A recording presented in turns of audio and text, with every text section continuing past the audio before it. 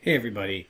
So I'm looking through people's submissions for the Desmos activity, and I'm noticing some confusion on some of the slides. So I thought I would make a video kind of demonstrating what the intention was here with a lot of these slides and what you should be looking for in order to answer some of these questions.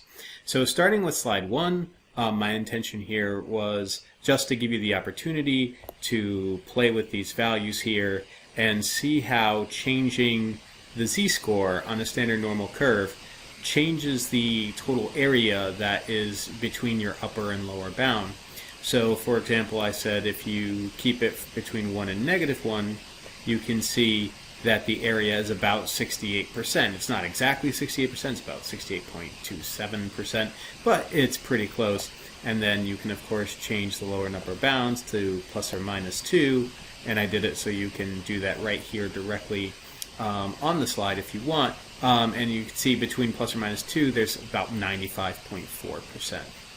So that was just my intention here, to have you play with this a little bit.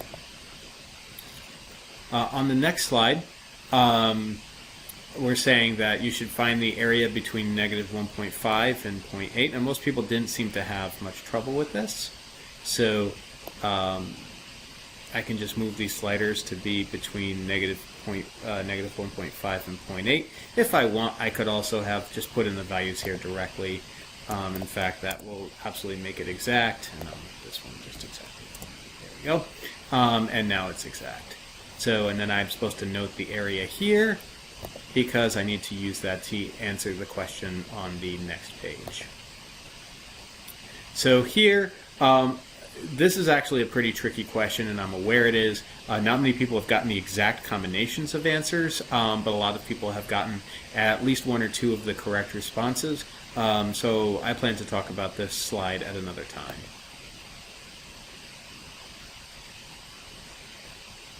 So for this one, my intention here was for you to use these sliders to investigate the probability of a score falling between 0.5 and 1 versus 1 and 2.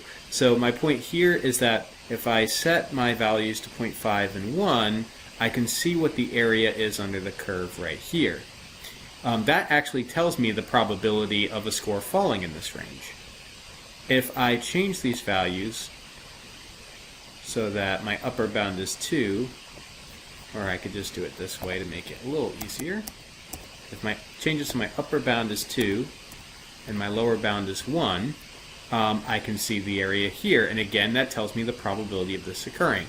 Once I find those two probabilities, I can compare them in order to answer the question, what is more likely, having the z-score between 0.5 and 1 or between 1 and 2. Not everybody is referencing the areas, and that's really the key to this problem. So I'm going to move to the next one. So most people got what I meant here, but what I want you to do is move this slider.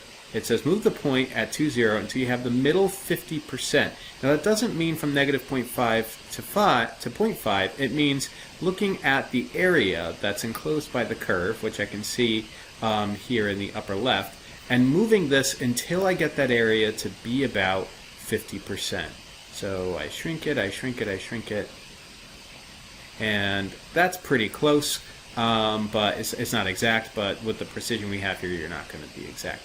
So then my point is to note the z-score of this point, which is based on the x value, and to use that information in order to answer this next question. So here is a normal distribution that's not standardized. In other words, the mean is not 0 and the standard deviation is not 1. Using the graph, find the mean of the distribution and justify your estimate. So when judging the mean of a normal curve from a graph, you should remember that the mean is wherever the graph is centered. And I don't care what the y value of the graph is, I only care about the x value. So I'm looking for the x value where it seems like the center of the graph is located.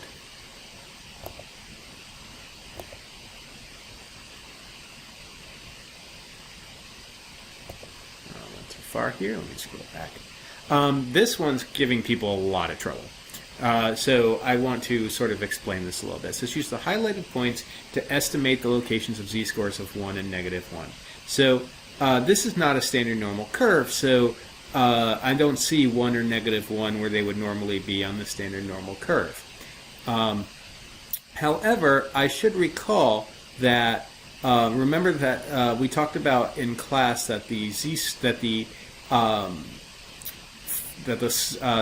of 1 or -1 tends to occur where the graph first goes from concave down to concave up. So trying to eyeball that place, for me it kind of looks like this one might be in this area, like somewhere around here. As long as you're in the vicinity, you got the right idea. You can move this one also to be where that would be located on the right side of the mean. I'm not going to do it. You should get the idea here where that would be.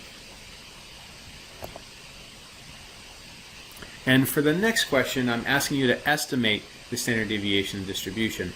So the way you should be doing that is seeing how far away either of your two lines, of course they should be the same distance away from the center. I didn't do that because I didn't move this one to where it should be. But you should see how far away from the center either of your two lines is. And that distance, whatever it is, we're talking about distance on the x-value, on the x-axis, excuse me, should be what you put in for your standard deviation. Now for this one, I have two normal distributions. They're graphed on the same axis. So this first question is asking you to compare the means. And remember, the mean is the center, and we only care about the x value of wherever the center is. So you should be looking at these two distributions and asking yourself where the centers lie. Do they seem to lie on the same x values or different x values? If they lie on different x values, which one has a higher mean, which one has a lower mean? And for this question, same distributions, but the question is which one has a larger standard deviation? And remember that standard deviation is a measure of spread. So the larger the standard deviation of a distribution is, the more spread out it is. That should be enough information to help you answer this question. So that takes us through the slides on the Desmos review. I didn't anticipate this many questions, but that's okay. This is a learning process. We're figuring this out as we go along. Please remember, if you have any specific questions, to reach out to me and ask. If you submitted and anything is incorrect, I will tell you what is incorrect, and you can resubmit for full credit.